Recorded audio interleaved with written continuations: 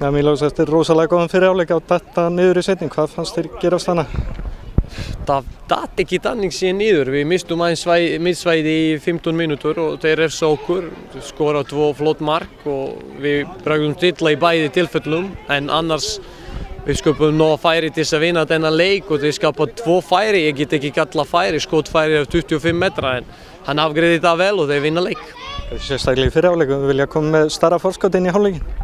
Að sjálfsög, við áttum heldur til að vera ekki voða grimmur, en að minnsta kosti 2 dauða færi í viðbót sem við áttum að gera betur úr, en svona það í fótbolta.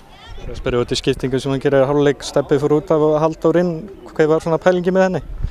Það var svona aðeins öðruvísi áhersla hjá okkur í seinni hálfleik, að ég vissi að þeir myndu dæla bolta inn í þeir og koma með krossa sem Halldór Smári átti að hjálpa okkar varnarmönnum til að vinna, en eins og þú sjást þá gekk það ekki upp og svona er það.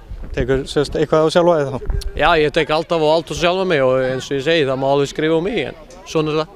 1 stig eftir 2 leiki að hljóta að vera ákveðin vonbrigði með hvernig þú sprattu fyrir leiktíðina? Vonbrigði er svo stort orð, en já og nei, það fer eftir hvað gerum við í næsta leik. Það gæti, verið fínt ef við vinnum Breiðablik, en annars er það bara, við spilum á móti 2 orðulega bestmannum liðum, KR, Stjarnan, fyrir utan FH, og það er ekki lett að vinna þá, en enga síður, við syndum að við höfum gæði, en af hverju við klárum ekki leik, það er annars spurning og það er það sem við þurfum að laga.